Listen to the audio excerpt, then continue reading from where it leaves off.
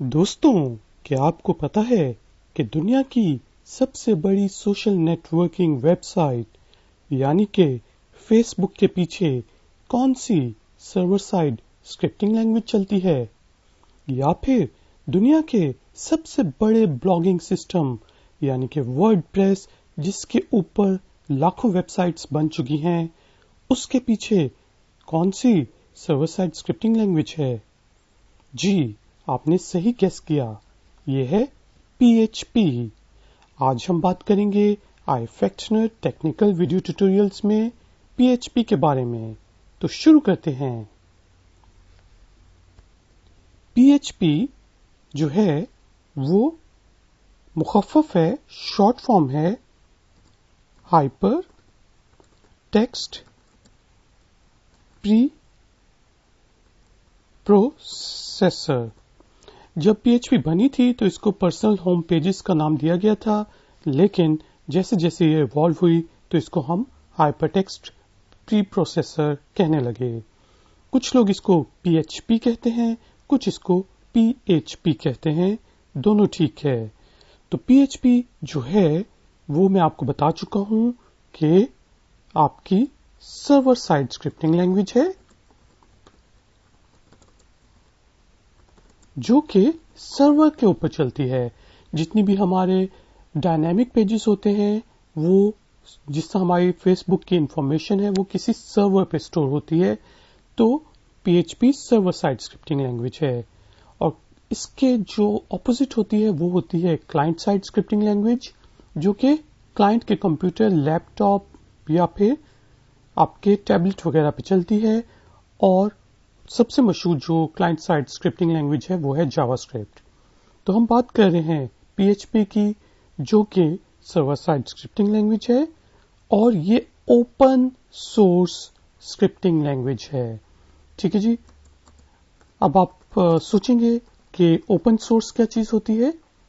एक चीज होती है क्लोज्ड सिस्टम। जिस तरह हमारा माइक्रोसॉफ्ट का ASP.NET है, वो एक क्लोज्ड सिस्टम है जो कि आपके माइक्रोसॉफ्ट प्लेटफॉर्म पे, IIS वगैरह पे ही चलेंगी।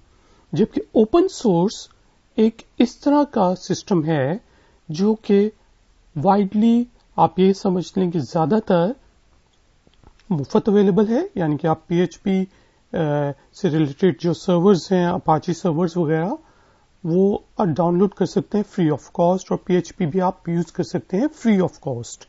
और PHP के अंदर डिफरेंट डेवलपर्स चीजें ऐड कर सकते हैं, यानी कि ओपनली ऐड कर सकते हैं। इस वजह से इसको ओपन सोर्स स्क्रिप्टिंग लैंग्वेज कहते हैं, क्योंकि इसका सोर्स कोड भी सबके पास अवेलेबल होता है और कंपनीज मसलन फेसबुक जिस तरह चाहें उनको मॉडिफाई करके यूज कर सकती हैं।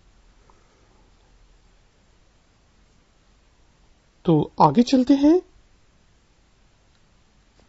अब हम देखेंगे कि PHP जो फाइल होती है, एक PHP की जो फाइल बनाते हैं हम, उसकी एक्सटेंशन क्या होती है और उसके अंदर क्या क्या चीजें शामिल कर सकते हैं। तो जिस तरह आपको पता होगा कि HTML की एक्सटेंशन होती है .html पेजेस में होता है, जो PHP है उसकी एक्सटेंशन होगी .php।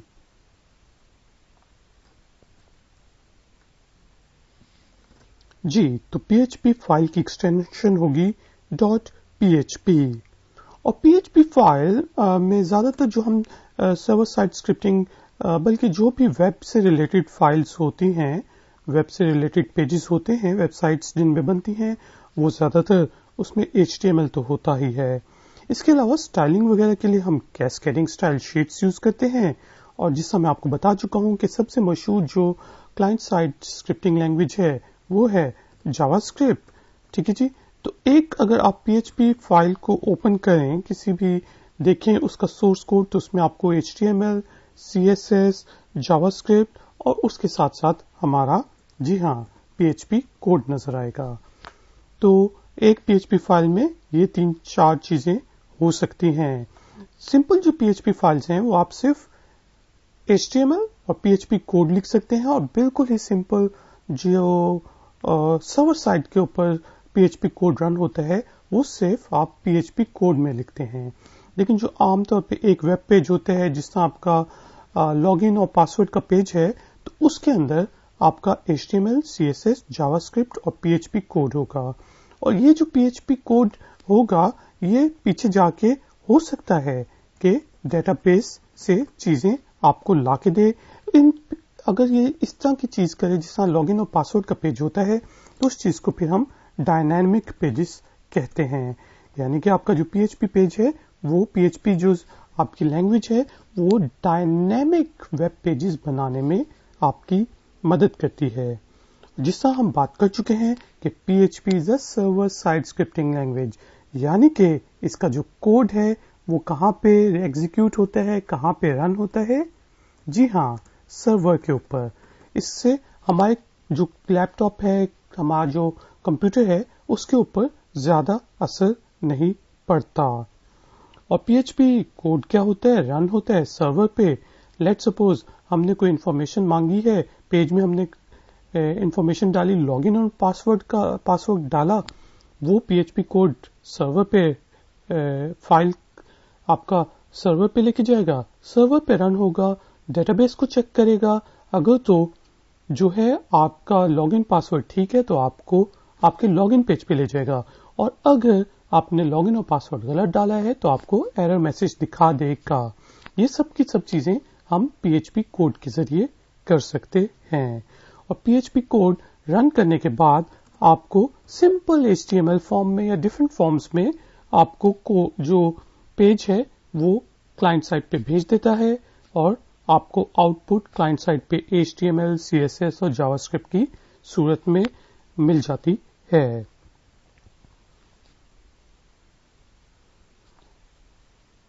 तो ये तो हमने बात कर ली कि PHP जो है एक डायनामिक पेजेस के लिए यूज होता है, ठीक है जी।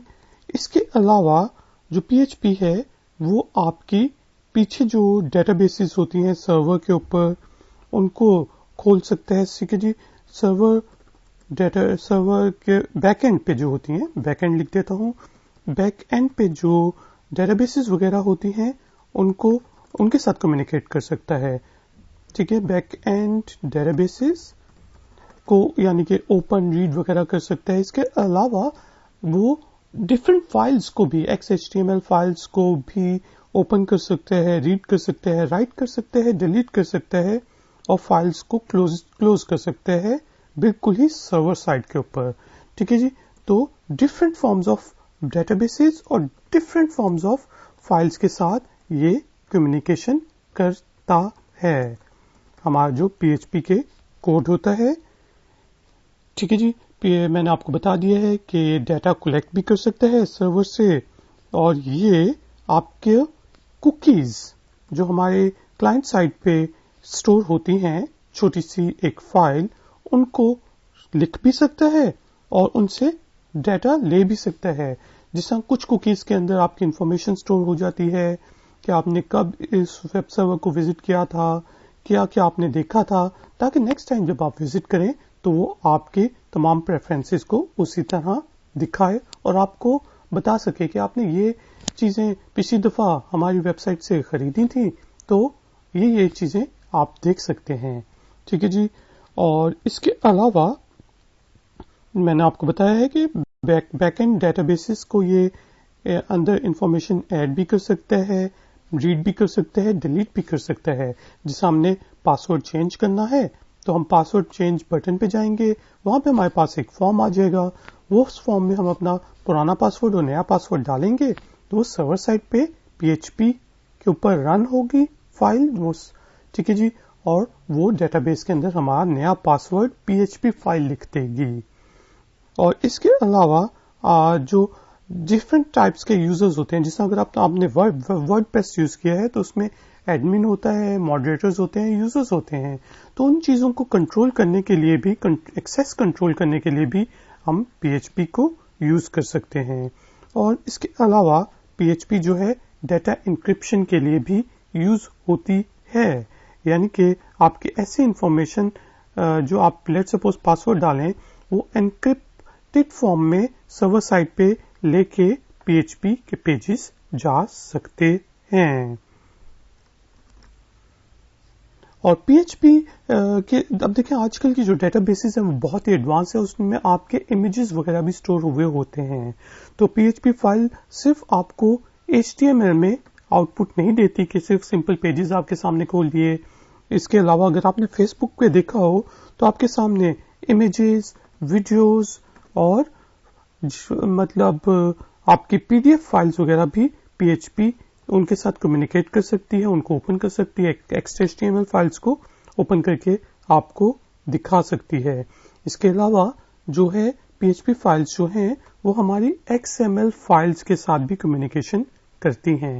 आपके सब सर्वर साइड जो आपके लैंग्वेजेस हैं, सर्वर साइड स्क्रिप्टिंग लैंग्वेज, वो XML फाइल के साथ कम्युनिकेशन कर सकती हैं। अब सवाल ये पैदा होता है कि फेसबुक ने PHP को क्यों चूज किया, या फिर वर्डप्रेस ने PHP को क्यों चूज किया, या दुनिया की लाखों मिलियंस ऑफ वेबसाइट्स PHP के ऊपर रन क्यों करती हैं। तो इसका आंसर बहुत सिंपल है, क्योंकि ये ओपन सोर्स है और ये किसी भी वेब सर्वर के ऊपर रन हो सकती हैं। PHP आजकल के तकरीबन 95% वेब सर्वर्स के साथ कॉम्पैटिबल हैं, चाहे वो विंडो बेस्ड हो, चाहे लिनक्स बेस्ड हो, यूनिक्स बेस्ड हो, मैक ऑपरेटिंग सिस्टम हो या कोई और हो। ठीक है जी। और PHP बहुत ज्यादा मतलब डेटाबेसेस जो बैकएंड पे डेटाबेसेस होती हैं, जिसमें माइक्रोसॉफ्ट एक्सेस है, SQL सर्वर है, Oracle है, उनके साथ ये कम्युनिकेट बहुत आसानी से कर सकती है। और सबसे बड़ी बात कि PHP is free to download and free to use। जी, तो अब सवाल ये पैदा होता है, क्या PHP में प्रोग्रामिंग करना, सोर्स कोड लिखना बहुत मुश्किल है? तो उसका आंसर है नहीं। PHP आप आसानी से सीख सकते हैं और आसानी से इसको यूज कर सकते हैं। आप अपाची सर्वर आराम से डाउनलोड कर सकते हैं। आप php.net पे जाके PHP का फ्रेमवर्क डाउनलोड कर सकते हैं और इन चीजों को इंस्टॉल करके आप किसी भी नोटपैड वगैरह में, नोटपैड++ में PHP की फाइल्स बना सकते हैं। तो दोस्तों, उम्मीद है आपको PHP का ये ट्यूटोरियल पसंद आया होगा। अगर तो आपको iFactioner टेक्निकल का ये वीडियो ट्यूटोरियल पसंद आया है तो प्लीज लाइक का बटन जरूर प्रेस करें। अगर आप नए हैं तो मेरे चैनल को सब्सक्राइब करें और ifactioner.com पे विजिट करें। मैं आपसे मिलूंगा एक और नए ट्यूटोरियल में। Until then, take care. Good day.